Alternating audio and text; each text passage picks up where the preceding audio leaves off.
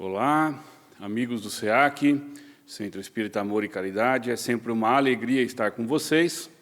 Eu sou Rodrigo Daniel e estou aqui mais uma vez para fazermos reflexões do Evangelho de Jesus à luz da doutrina espírita.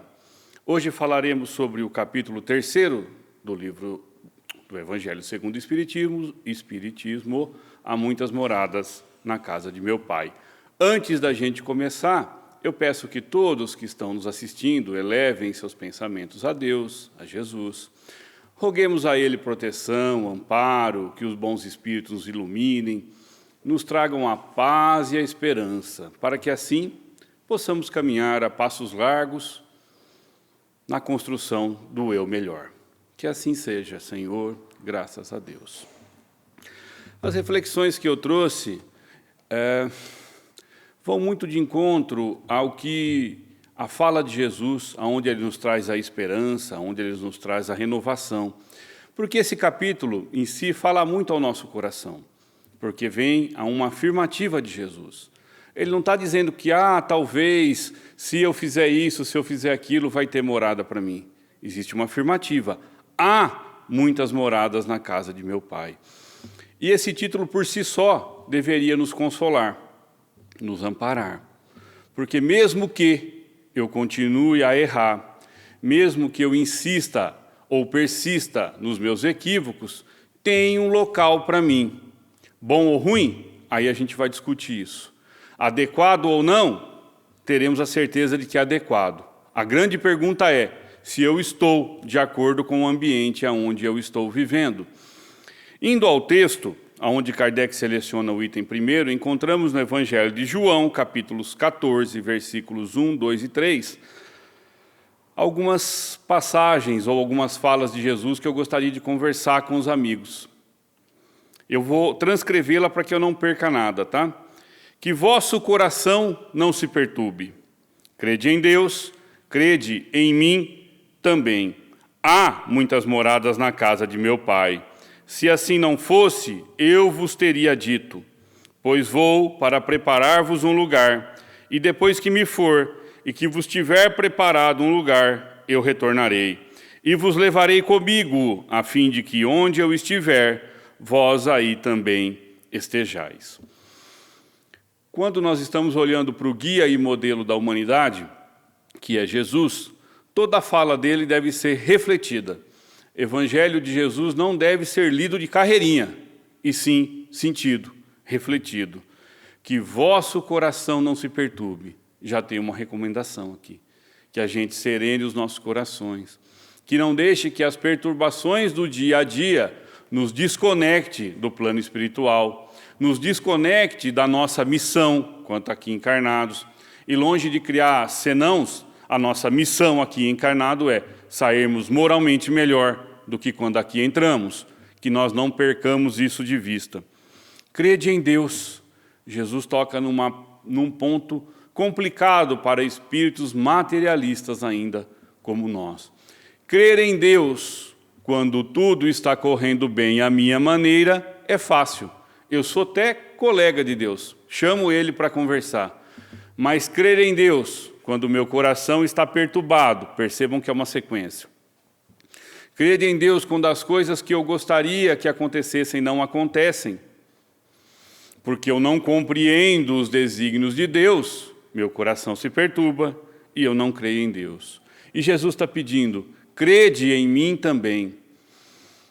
Quando ele fala isso, óbvio que ele está encarnado conosco. E aqueles que tiveram o prazer de conviver da sua vida de encarnado, mesmo assim ainda não confiavam neles.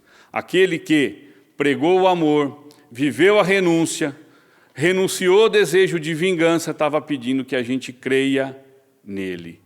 E aí começamos a fazer algumas reflexões. Por que que o futuro nos assusta? Por que que a vida futura me preocupa? Por que que meu desencarne é motivo de tamanha angústia dentro do meu coração? Porque eu não observo nenhuma dessas reflexões a qual Jesus me convidou. Eu não silencio o meu coração, eu não tenho a oração como costume, eu não tranquilizo a minha mente. Crer em Deus é algo que ainda foge ao nosso entendimento e à nossa compreensão.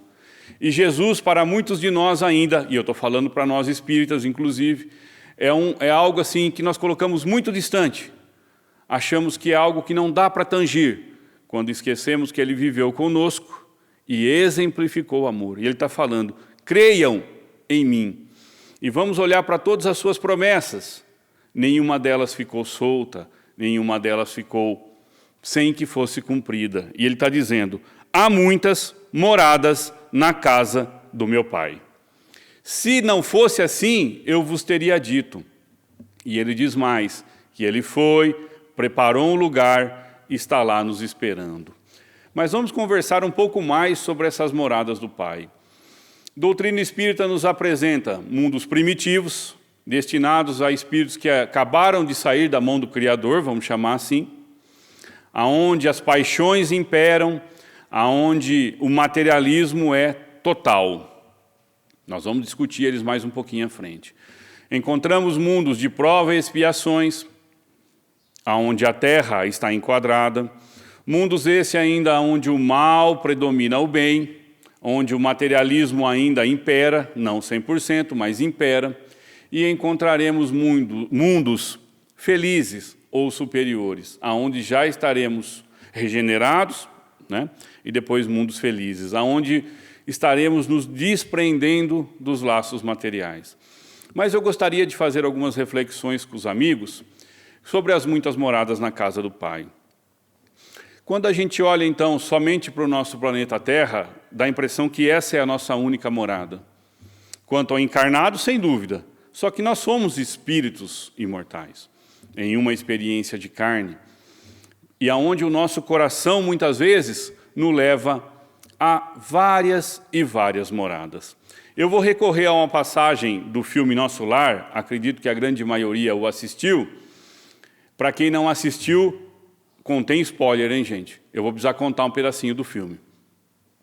Nós temos o personagem central, então, André Luiz, aqui na Terra, médico, ele tinha fama, né, dinheiro, mas ele vivia uma vida, digamos, desregrada, com vícios materiais e vícios morais, afeito à bebida, ao sexo desregrado, a algumas situações que levaram ao próprio desencarne, ao seu próprio desencarne. Muito bem. Ele então desencarna e vai ao umbral, e por lá estagia de 7 a 8 anos. E aí a gente vai identificando algumas moradas. Ele morava aqui na Terra, desencarnou, foi para outra morada, no caso o umbral. E para quem se lembra, André Luiz só consegue deixar o umbral quando ele se arrepende, cai em oração e ora ao Pai para que o tire dali. Mas o filme vai mostrar várias situações onde a mãe dele está com ele no umbral, orando por ele, e ele não a percebe. Então vejam só, os dois estavam no mesmo local físico, mas com mentes separadas. A mente de André Luiz, turvada por outros pensamentos, não conseguia se conectar com a mãe. Então, havia ali duas moradas. A mãe num estágio evolutivo diferente e André ainda preso nos seus questionamentos materiais. Quando eles se unem através do amor, eles se encontram e podem conversar, se reorganizar, matarem a saudade, enfim. O que eu estou querendo ilustrar com isso? A gente vai voltar agora para a nossa casa, para a nossa família. Muitas vezes estamos reunidos e cada um em uma morada diferente, porque invariavelmente parecemos estranhos vivendo no mesmo lar, cada um com a cabeça ligada àquilo que está o seu coração. Então as muitas moradas do Pai também são determinadas pela minha forma de pensamento, por aquilo que eu estou vibrando, por aquilo que eu estou vivendo. Eu posso estar aqui nesse exato momento e a minha mente estar me levando para outras moradas, para outras situações. Podemos estar fisicamente ligados, mas racional e emocionalmente separados. E então, vamos olhar para a afirmativa de Jesus e, de fato, há inúmeras moradas na casa do Pai. Não só físicas, como moral. E aí eu te convido, amigo, a refletir comigo. Qual é a tua morada? Qual é a minha morada? Será que eu, de fato, estou preparado para ir ao encontro de Jesus, nessa morada que Ele foi e preparou para mim? Será que o meu coração está apto a acessar novos mundos? Essas reflexões são de vera importância e precisam ser feitas de forma honesta comigo mesmo.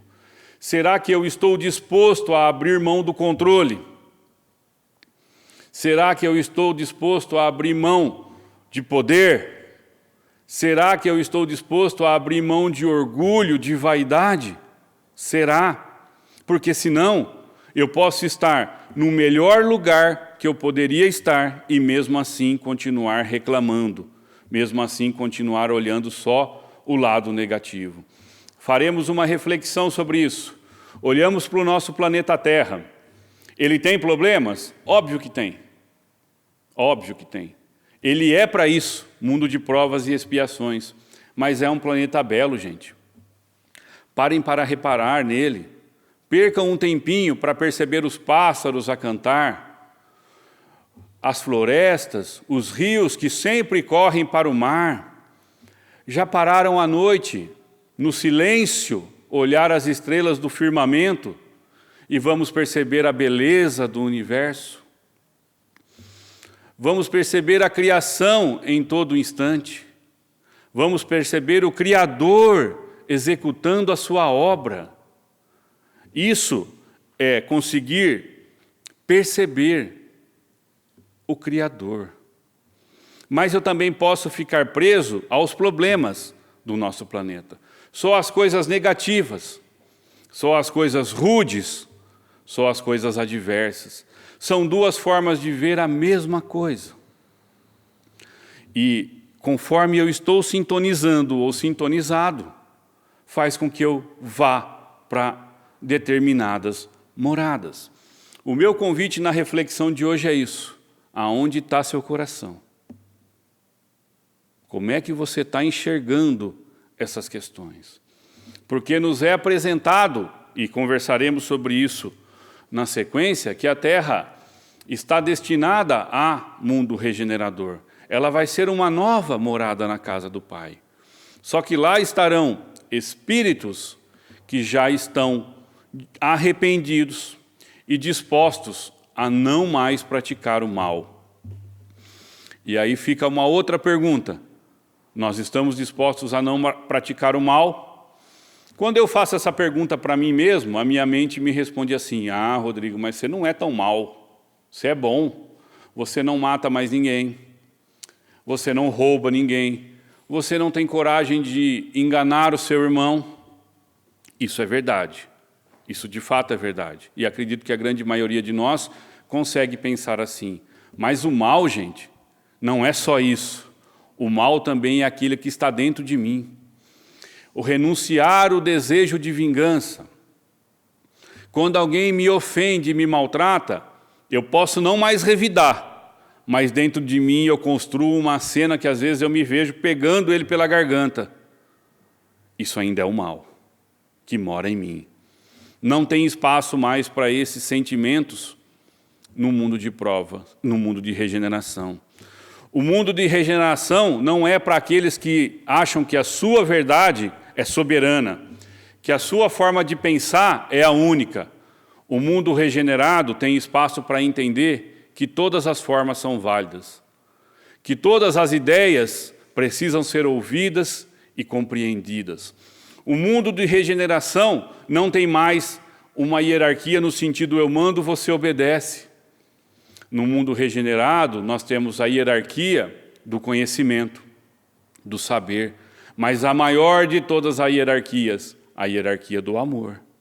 E eu estou pronto para isso? Olha para nós, olha para você, reflita, pense sinceramente se você está disposto a abrir mão de tudo que eu disse, de tudo que é material e de tudo que nos dá prazer. Eu costumo sempre brincar, gente, que nós não gostamos de perder para o ímpar, quanto mais perder a razão. Nós ainda necessitamos ter razão. Muitas vezes preferimos ter razão do que ser feliz. Falamos o contrário, mas preferimos ter razão. Isso denota em nós que a morada da casa do Pai, como há muitas moradas, eu ainda estou numa, que não é a que Jesus preparou. Porque a que Jesus preparou, impera o amor. Olhando para tudo isso, então, eu não consigo acessar esse mundo regenerador. Porque Jesus é seletivo? Ele escolheu os parça dele e me esqueceu? Não. Vamos encontrar no Evangelho, há muitos chamados e poucos os escolhidos. O chamado para esse mundo regenerador, para essa morada da casa do Pai, está sendo feito a cada dia. A cada dia que aquele irmão enfermo bate à sua porta e você o rejeita. Esse convite acontece a cada dia quando aquele filho difícil requer a sua atenção e você não o ampara, não o protege. O mundo regenerado, ou o convite de Jesus bate à sua porta no momento onde a dor e a angústia do seu pai, da sua mãe, da sua companheira, do seu companheiro, te convida a renúncias e nós não queremos renunciar. Percebam que o apego à posse, ao poder, nos prende exatamente aqui, aonde nós estamos. E não dá para reclamar, porque eu ainda não estou disposto a abrir mão de tudo aquilo que é preciso para que eu tenha acesso a moradas melhores do que aqui estou. Nossa, Rodrigo, você está falando pousadas, estadas melhores. Você não acabou de falar que o planeta Terra é um bom lugar? Sem dúvida, é um excelente lugar. Mas o que você sente? O que eu sinto? É bom? O planeta vai continuar, gente. O que vai mudar é a nossa forma de enxergá-lo, a nossa forma de conduzir. Andando um pouquinho no Evangelho, nós vamos chegar no item 2, Kardec refletindo sobre diferentes estados da alma na erraticidade. Ele vai dizer assim: a casa do Pai é o universo. As diferentes moradas são os mundos que circulam no espaço infinito e oferecem aos espíritos encarnados estadas adequadas ao seu avanço. A casa do Pai é o universo. Não tem um lugar circunscrito. Isso é coisa para nós, né? As diferentes moradas são os mundos que circulam no espaço infinito e oferecem aos espíritos encarnados estadas adequadas ao seu avanço. Então, amigos, nós estamos no planeta certo, no local certo, e mais do que isso, na família certa. Esse planeta tem tudo o que nós precisamos para que nós melhoremos. E a grande questão é, por que eu tenho tanta dificuldade em melhorar? Porque eu ainda não aceito a minha condição.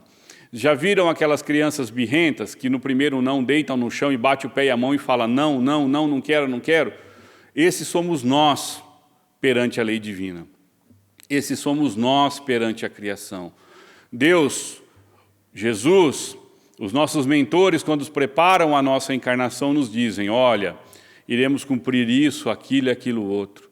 Mas é importante que quando você chegue lá, filho, você procure se aproximar de Deus. Você procure um templo religioso que vá fazer a religação sua com o Cristo. É imperioso que você se esforce nesse sentido de procurar estar próximo dos ensinos de Jesus. E nós saímos de lá todos felizes, achando que chegaremos aqui e tiraremos de letra. Aí encarnamos, começamos a tomar conta da nossa encarnação, a vida começa a oferecer as expiações necessárias, porque é um mundo de expiação. A vida começa a oferecer as provas necessárias para que eu vença as minhas más inclinações. E eu começo a reclamar da sorte, a reclamar de Deus, a reclamar que eu não consigo ter uma tranquilidade na minha vida porque meu pai é muito rude comigo.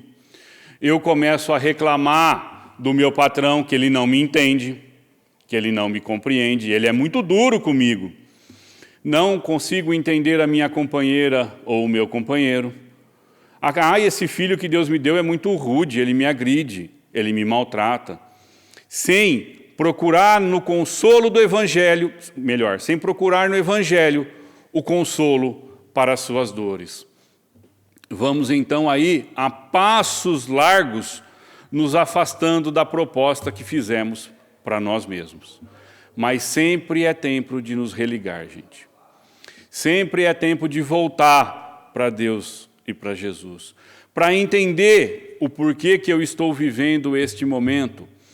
O que está acontecendo na sua vida agora? Eu preciso entender o porquê. Qual é o chamado? Qual é a instrução que a vida quer me dar?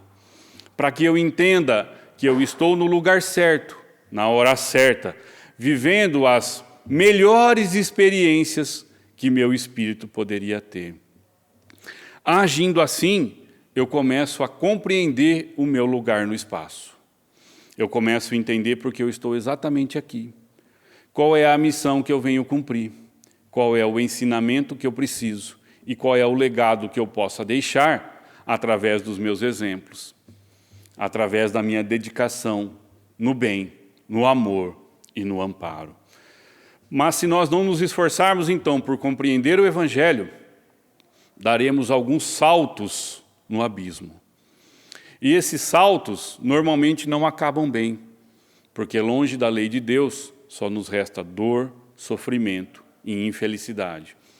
Procuramos satisfazer as nossas paixões nas conquistas materiais.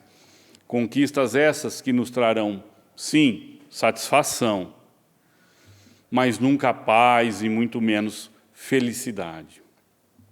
Andamos um pouco mais e encontraremos Kardec dizendo assim: a parte da diversidade dos mundos, essas palavras podem ser entendidas como estado feliz ou infeliz do espírito na erraticidade, conforme ele seja mais ou menos depurado e dependendo dos laços materiais.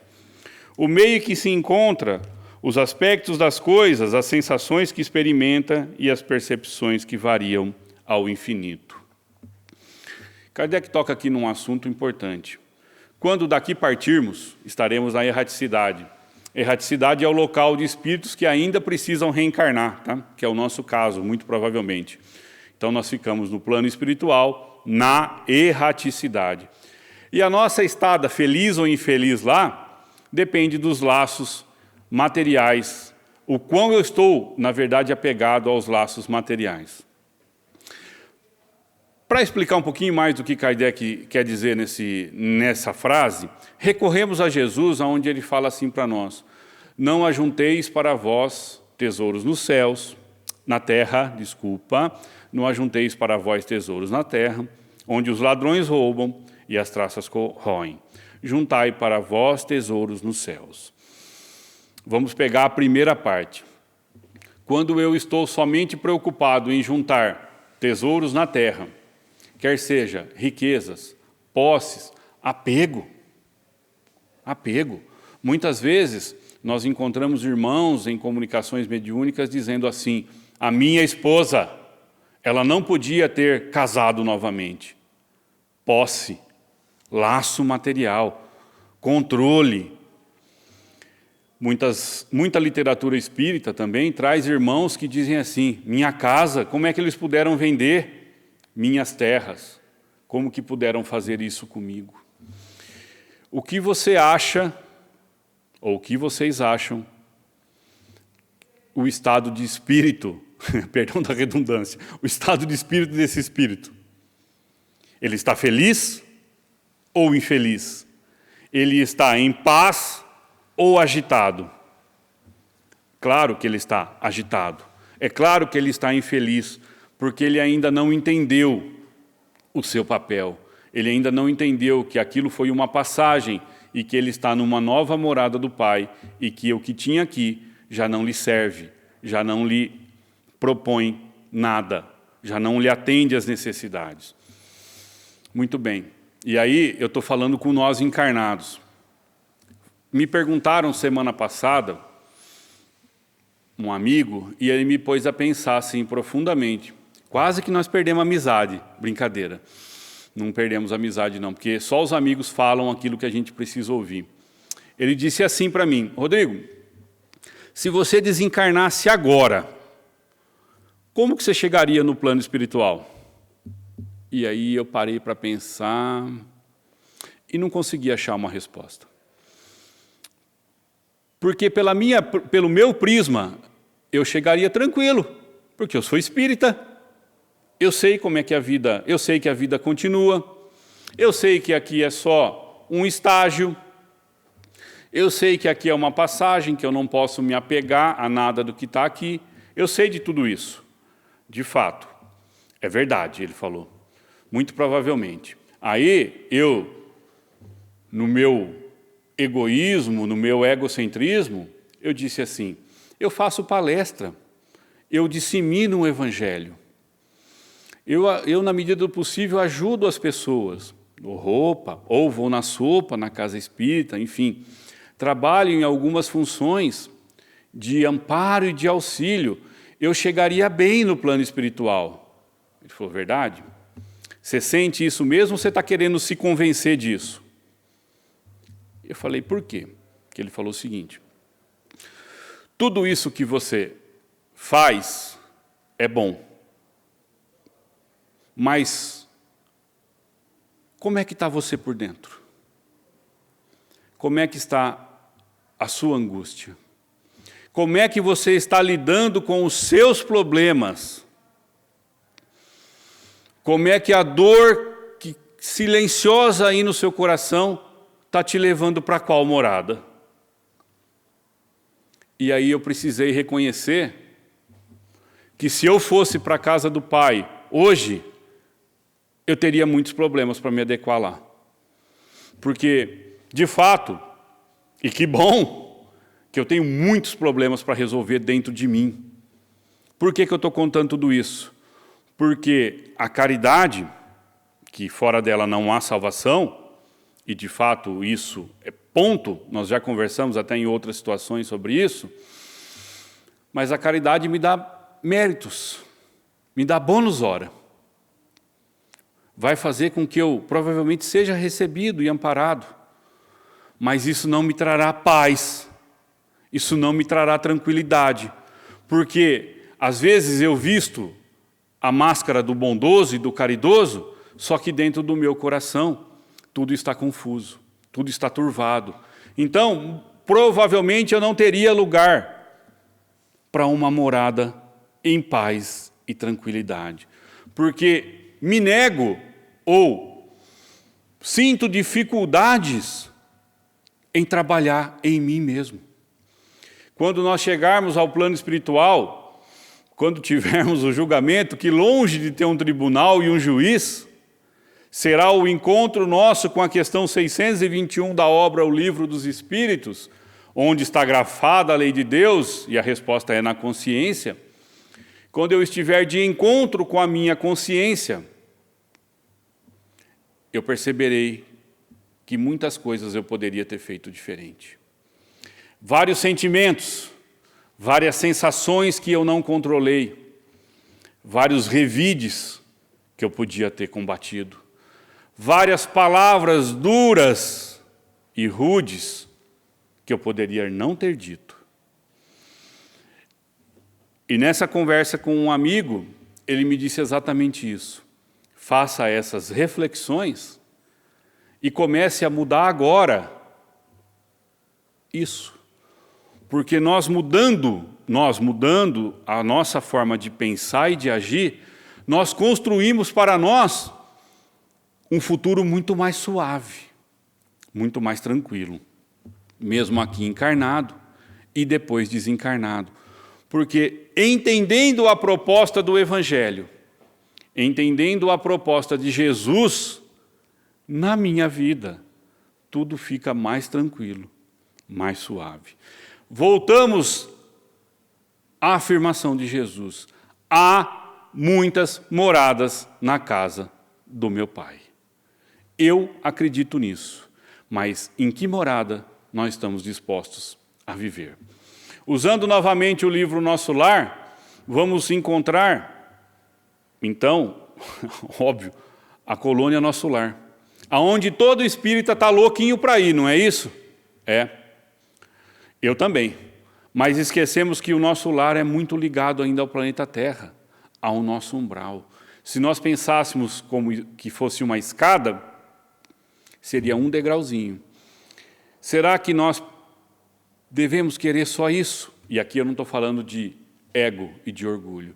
Eu estou falando que se a cada um de nós é dado segundo as nossas obras, eu posso almejar mais, desde que eu faça uma obra melhor em mim mesmo e depois no mundo onde eu vivo, né?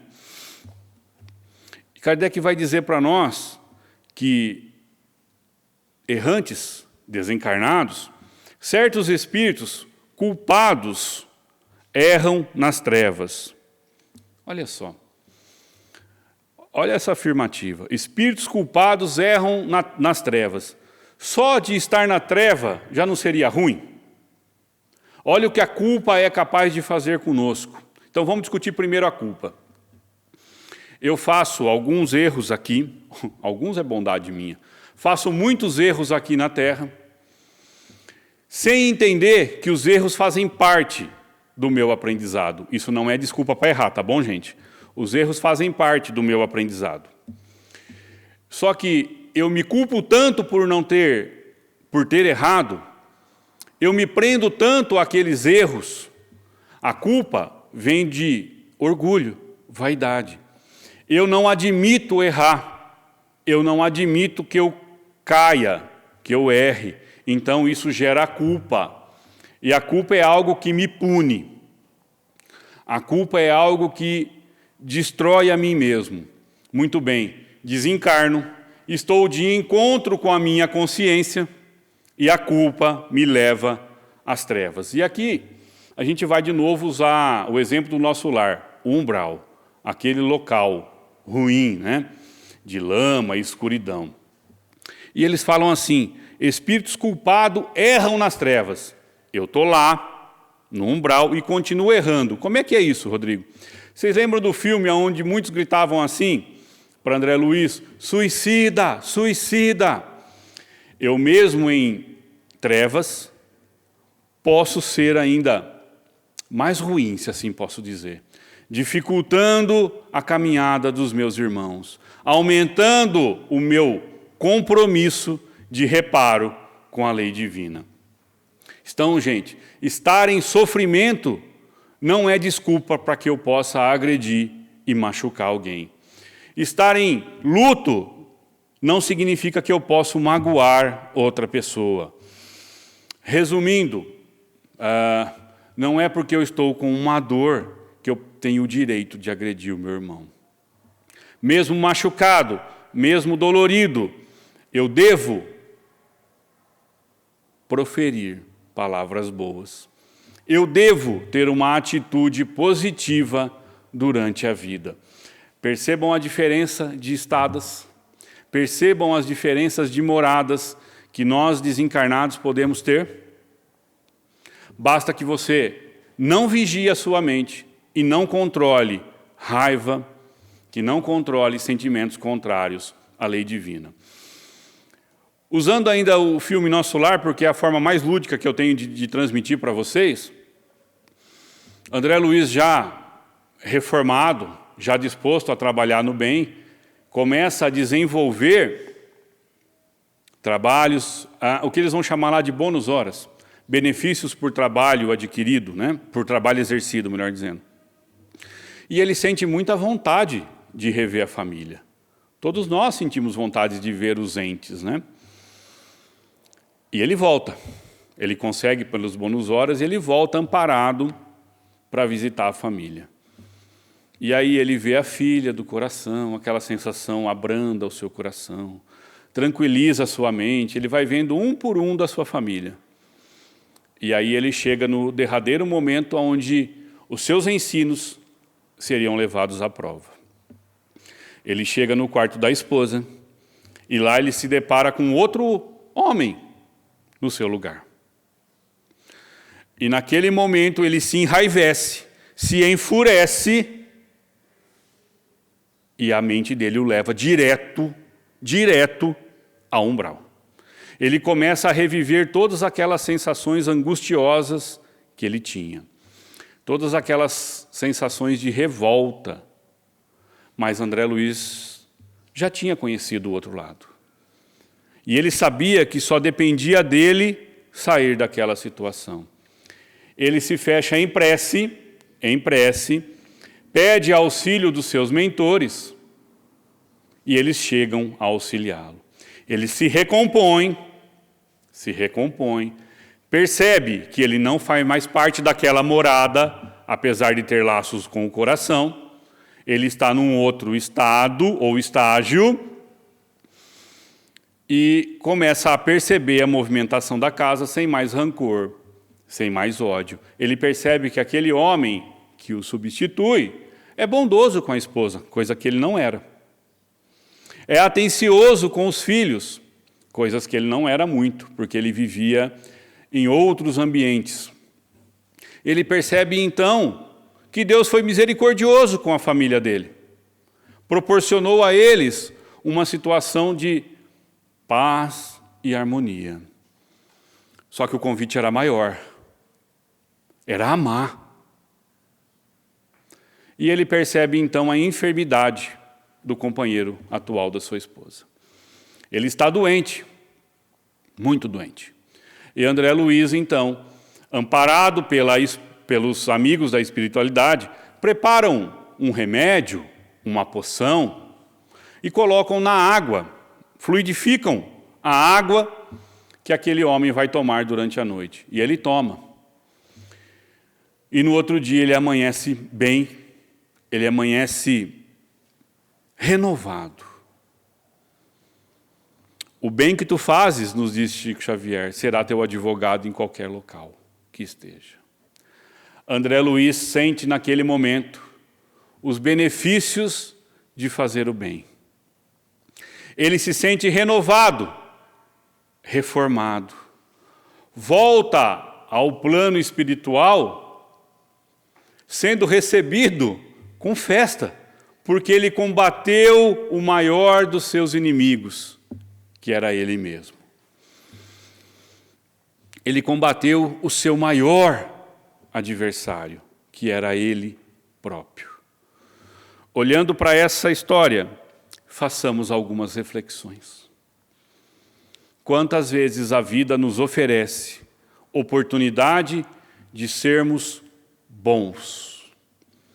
Quantas vezes a vida nos oferece oportunidades de renovarmos a nós mesmos?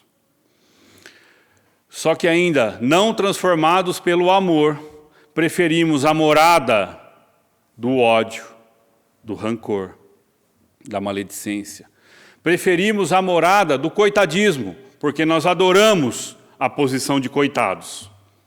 Nós adoramos a posição de vítima, aonde dizemos que o mundo não gosta de mim, não me ama. Nós adoramos a posição de que olha o que ele fez para mim, sem entender que ali está sendo dado a oportunidade de fazermos diferente, de transformarmos em nós aquilo que nos prende no mundo de provas e expiações. Não percebemos essas oportunidades e continuamos a reclamar da vida. Continuamos a reclamar por estarmos num mundo tão duro. Só que não tentamos a mínima mudança. André precisou experimentar certas amarguras para entender que o bem é o único caminho.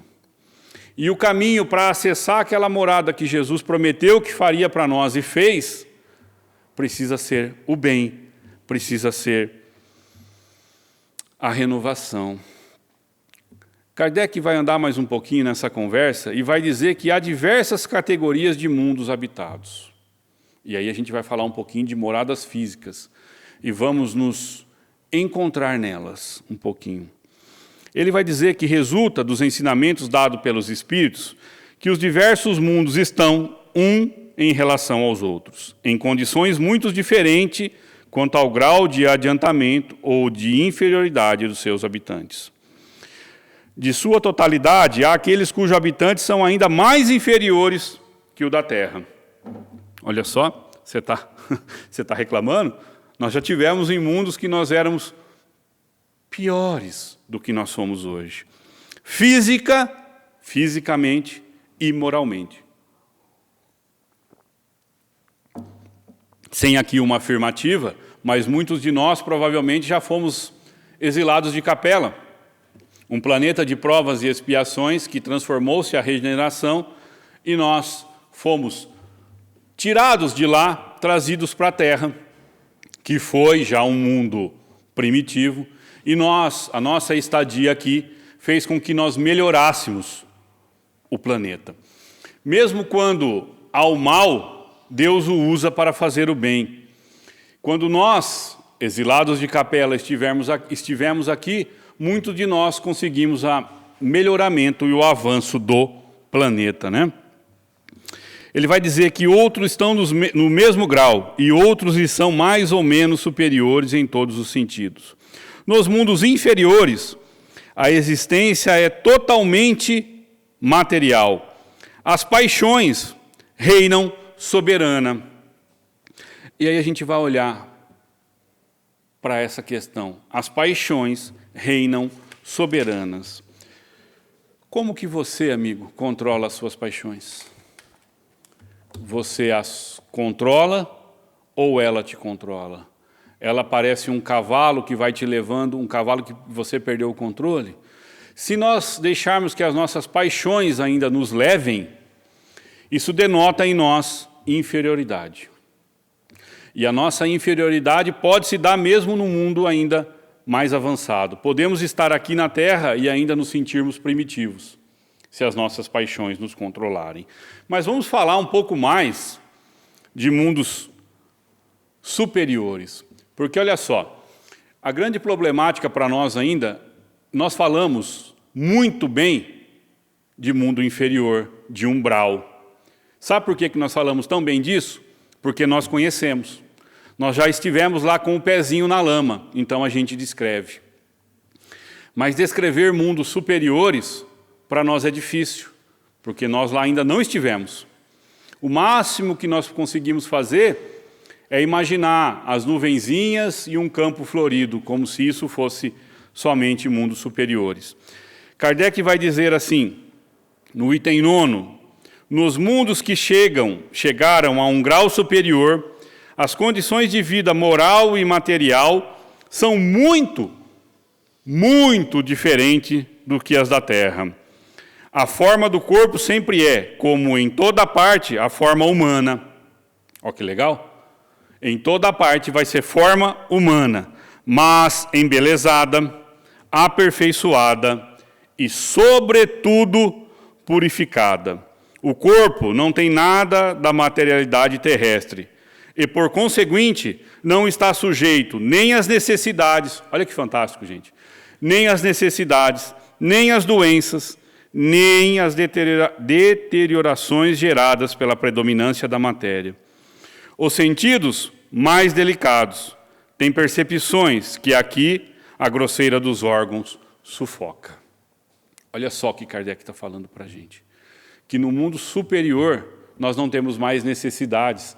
Muito provavelmente não teremos fome, sede. É que para a nossa cabeça ainda isso é complicado entender. Não teremos doença, nosso corpo não perece. Nossas percepções serão outras, os nossos entendimentos serão diferentes. É desse lugar que Jesus prometeu para nós, é dessa morada que Ele está nos esperando.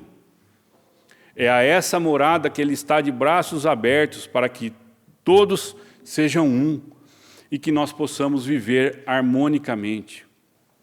Amigo que me assiste, que me ouve, quando a dor e a angústia tocar o seu coração, quando você achar que não tem mais saída, quando achar que a morte é o fim, olhe para o Evangelho de João, capítulo 14, versículo 1, 2, 3, olhando para Jesus dizendo assim: serene o seu coração, ou não perturbe o teu coração. Leia isso, mas sinta o que você está lendo. Crede em Deus, crede em mim também, em Jesus. Há muitas moradas na casa de meu Pai. E você, filho, não foi esquecido. Você vai ser amparado, vai ser protegido. Se nós agirmos assim, pensarmos assim, encontraremos tranquilidade para enfrentar as adversidades da vida, na certeza de que o Pai que nos ama e cuida de nós está nos esperando de braços abertos. Mas para isso é preciso que eu caminhe a passos, nem que for de tartaruga, mas firmes, no compromisso de sermos hoje melhor do que ontem e amanhã melhor do que hoje. Fiquem todos com Deus. Foi uma alegria poder estarmos reunidos em mais uma oportunidade para refletirmos o Evangelho de Jesus à luz da doutrina espírita. Eu rogo que Deus os abençoe, os proteja, os guarde. Que Jesus derrame sobre todos nós suas bênçãos de paz e de harmonia. Beijo a todos, fiquem com Deus e até a próxima.